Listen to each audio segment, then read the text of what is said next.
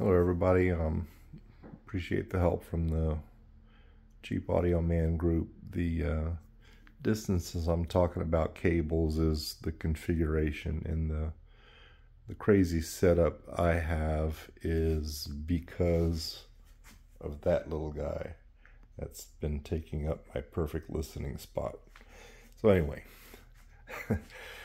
I've got about 8 feet between the two speakers in my normal listening position.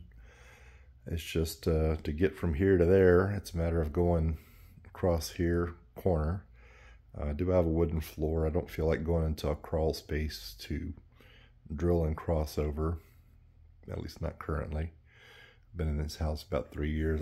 I haven't ventured into the crawl space yet. So anyway, by the time I get from here to a monoblock amp that's behind the couch, it's a Emotiva back there,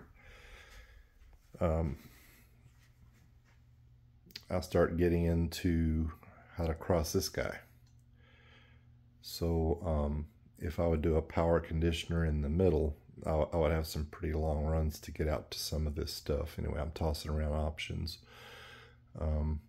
Then once I get off the mantle with cables and wires, I sort of have to go back around here, and I have another monoblock amp behind there.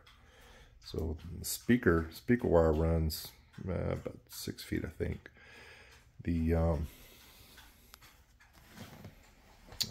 got isobraid there. I moved one of the Furmans away from here, but I've got isobraid there. I've got balanced cable coming from the DAC in the center over there. So as I'm moving things around, and I've got some pretty clean power supply stuff right here, some EN Canada super capacitor things. I ended up with a few little wall bricks and plus two 12 amp PC power supplies that supply power to the capacitors. I know that's going to be fairly dirty. Anyway, I'm getting ready to put some of the stuff in metal boxes and shield and ground and separated. Just I wanted to have a few good components to end up with pretty good clean power going to the amp here. This contraption from EN Canada delivers its own clean power pretty well. The Emotiva DAC, I forget what the number is. It's turned into a $700 volume control, because all streaming and DAC is done in this equipment that's quite filtered and good.